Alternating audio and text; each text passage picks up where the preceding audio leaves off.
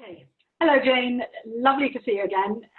I'm really excited to find out more about your story because you weren't actually a patient of mine, and therefore it's really interesting to actually find out a little bit more about how you've recovered from quite a considerable number of diagnoses that you had as well. So I know I've met you before, but we haven't actually worked together, but thank you. It's a pleasure, actually. Good. Well, it's really kind of you to offer to share your story so that we can help other people. Let's start with your lowest point. What was going on? The lowest point was probably when I had a diagnosis of arthritis, which was back in 2007. So it's been nearly 10 years ago now that I've had arthritis. So I was only 45 at the time. And mid-40s, you don't think of things like that. But my feet were so huge, I could only fit trainers on. I couldn't stand up without sort of real pain because of the size. They were just absolutely huge. Well, what sort of arthritis were you diagnosed with? Well, that's the difficulty and why it started ringing bells when I found out about TMS earlier this year, because although I was clinically diagnosed as having rheumatoid arthritis, all of the blood tests, so the CRP, which is a measure of inflammation, as is ESR, the rheumatoid factor, all of those sort of blood tests were negative. Right. But I was clinically clearly presented as rheumatoid arthritis. Right. Interestingly though, sort of a couple of years before, I'd had a slip disc, the old L4, L5 candidate.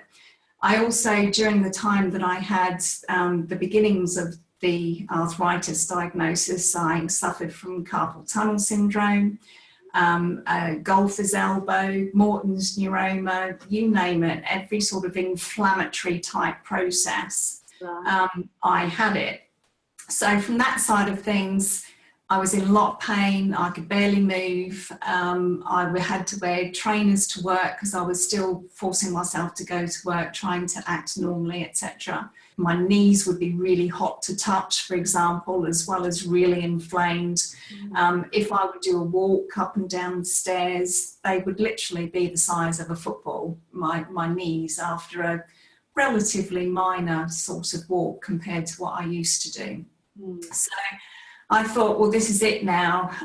We went through the various sort of treatment options. I was on oral steroids for a long time to get the worst of the inflammation down relatively quickly. I also had depot injections of the steroids. And then I was put onto the first level of disease-modifying drug, which was hydroxychloroquine. Right. And that helped for a while. I had to go up in dose. I was still intermittently on the steroids while the DMARD was trying to come on board. And in subsequent visits in the last 10 years, he's wanted to escalate me from the first level of the DMARD, the hydroxychloroquine, through sulfasalazine, but I'm allergic to sulfa drugs, so he wasn't going to give me that. And the next thing that he talked about putting me on was methotrexate, which, coming from a vaguely medical background, I knew was a pretty dire sort of drug to go on. So anyway, I kept refusing to be put onto methotrexate, and I kept having steroids for the intermittent flare-ups. The general sort of level of pain and inflammation was okay. It was manageable with the hydroxychloroquine, but I was never pain-free. And at the beginning of this year, it was my husband actually who came across TMS on a website, the John Sarno book initially, and then through that I found the SIRPA website in the UK. And and as I said earlier, all of the sorts of things that I've had, the carpal tunnel syndrome, tinnitus, I've got tinnitus as well, golfer's elbow, Morton's neuroma, you name it, I've had it on the John Sarno list of TMS-related illnesses. Yeah. And I just thought, with all of those blood tests being negative for rheumatoid, in inverted commas, arthritis, it just screams TMS at me. So that's when I started thinking there's something to this. I started meditating, which I found really, really helpful. Some of the other things like the journaling didn't seem quite for me. I've never been very good at expressing emotions, which is half the problem, I think. So I found journaling difficult, although I have done some of it, but I do know that meditating really helps me, because if there's any time where for 3 or 4 weeks at a time, I can't, for one reason or another, get round to doing my meditation each day, I start to get the niggles back. So the golfer's elbow comes back, my knees start to play up again. And that's when I think, hello, something's happening. I've got to go back to doing my meditation. And it was just a great way of chilling out and getting that me time, which is so important from a TMS perspective. How long would you spend meditating? Generally about half an hour a day. Sometimes I like to fit in a second session if I can, or if I know I need it, sort of thing. So if I am starting to get the niggles back, I sort of think I've been neglecting myself. So I do try to put in a couple of hefty sessions, if you like. You're really treating the symptoms as signals from within that you need more self-care. You need to yes, something. Absolutely. And you can really feel your body responds, because when you're in the meditation mode, you just feel so relaxed, and everything, your whole body is just so heavy and chilled out, and you think, oh, I just want to feel like this all of the time. And it really does help balance you for the rest of the day. So apart from meditating, is there anything else that you found helpful? I did, in the early stages of coming off the hydroxychloroquine medication, which I managed in March this year. So I've been off medication for about 8 months now. Wow. I wanted to explore getting independent assistance to try and figure out what there must have been locked deep down inside me that logically or consciously I wasn't recognising or acknowledging. So I did go to see an independent counsellor who really helped working with me, because although I didn't necessarily think it was related to TMS per se, but I also used to have nightmares on a regular basis. That was one of the things that the counsellor really helped with, actually. How many sessions, out of interest, did you have to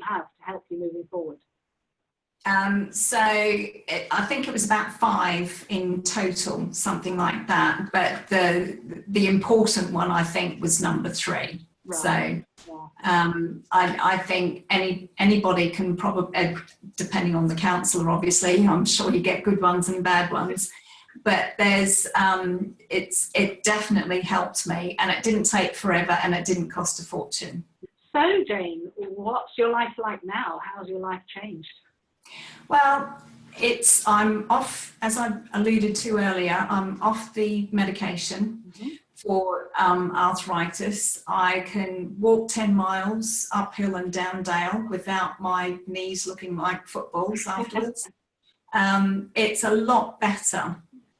Still not perfect. I would say... What's perfect?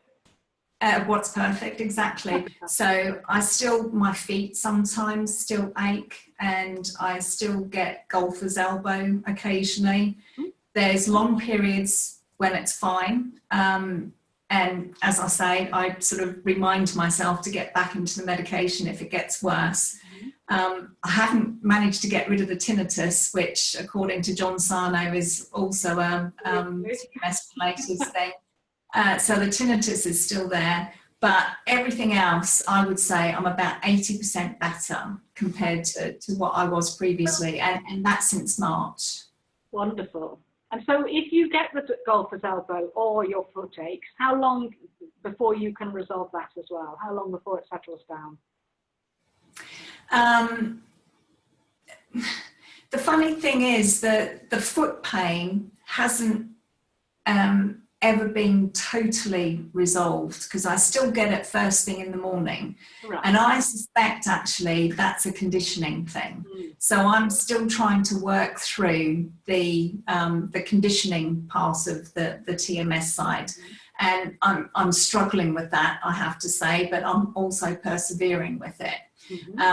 But I have to say, so if, for example, the golfer's elbow raises its head again because I've not done meditating for a week or two, for example, I literally just need to do two or three sessions of meditating, about half an hour a day I try to do, then it seems to get better, basically. So clearly that's related. And the foot pain is the one thing that I'm still, as I say, struggling with. But I'm sure that's a conditioning thing, and I'm sure there's loads of people out there who have similar sort of conditioning issues as well. Absolutely, and then it's working on that conditioning. But yeah. for having done all this on your own so far, from following the books, apart from a little bit of counselling, which helps with your nightmares, I think you've done fabulously well. Yeah, it's great being off the medication, actually, because I was really worried the way he kept wanting to stick up with different drugs, and I just didn't want to go there. So I was so pleased when my husband found the John Sarno book in the first instance, and obviously I've read yours as well, and there's quite a few different TMS publications out there. How long do you think this took for you to get, say, to 80%? I've been at 80% for a while, which is why I'm sort of feeling I'm a bit stuck in the mud at the moment with the conditioning around my feet. But probably when I started in earnest in March time, I was probably a lot better by about end of May. So 3 months. Yeah, fantastic. Yeah. Well done. Thank you so much for talking to me today as well, Jane, and for offering to help out, because I know this will help a lot of people and to help them recognise that there is light at the end of the tunnel. Yeah. Thank you very much. It's a pleasure. Thank you.